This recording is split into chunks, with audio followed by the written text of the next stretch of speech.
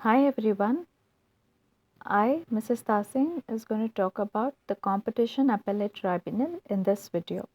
So basically, in this video, I would be listing out listing out the composition of the tribunal, the powers and functions of the tribunal, and the penalties which can be imposed by the tribunal. Now, the Competition Appellate Tribunal is a statutory organization.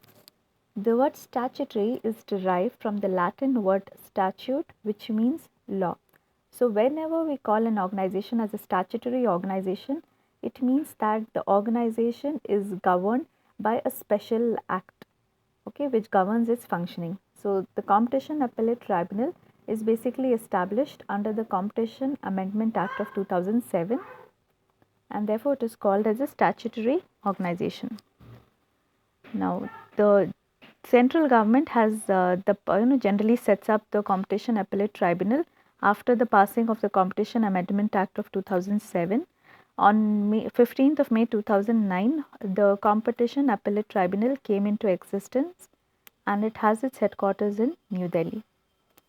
Now, the Competition Appellate Tribunal consists of a chairman and two other members.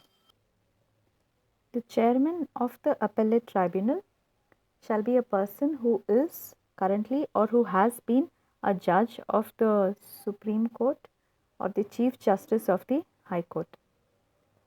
And the members of the tribunal should be people who have the ability, integrity, and special knowledge and professional experience of not less than 25 years in the competition, in matters relating to competition, or in matters or has knowledge relating to the competition law and policy. Apart from that, now talking about the tenure of the members, the chairman or the members of the appellate tribunal shall hold the office for a term of 5 years, and they shall also be eligible for reappointment. However, neither the chairman nor the members can are eligible for reappointment or can hold the office once they have attained the maximum age limit. Now, the maximum age limit in the case of the chairperson is 68 years, and in the case of the other members of the tribunal is 65 years.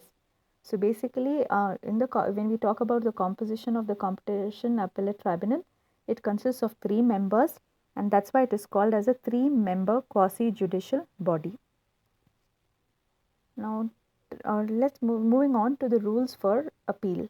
Whenever a person or any aggrieved party is not satisfied with the verdict or the order which has been passed by the Competition Commission of India, then they can make an appeal within a period of 60 days from the date on which the order has been made by the Competition Commission of India to the Competition Appellate Tribunal.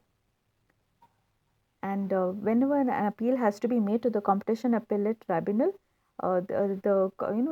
prescribed from along with the necessary prescribed fees must be submitted to the tribunal, and the appellate tribunal may entertain an appeal even after the expiry of 60 days, provided if the appellate tribunal is satisfied that there was a sufficient cause for not filing it within the period of 60 days.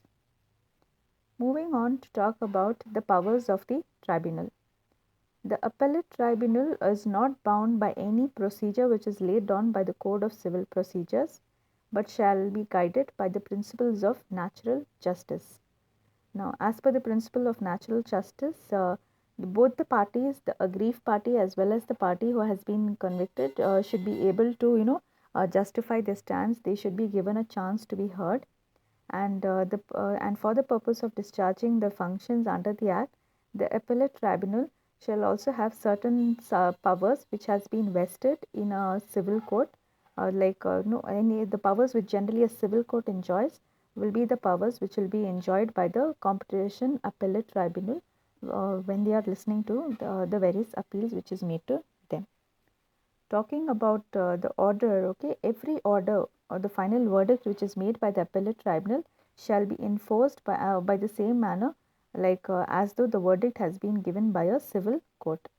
And if there is any contravention, in the sense that if the verdict of the competition appellate tribunal is not followed by any of the parties without any reasonable grounds, or if any person contravenes or interferes without any reasonable grounds against the order which is passed by the appellate tribunal, then a penalty which will be not which penalty to the extent of not in excess not extending rupees 1 crore can be levied, and imprisonment for a term of up to 3 years can also be given as punishment, or both imprisonment as well as the fine can be levied as depending on the decision of the chief metropolitan magistrate.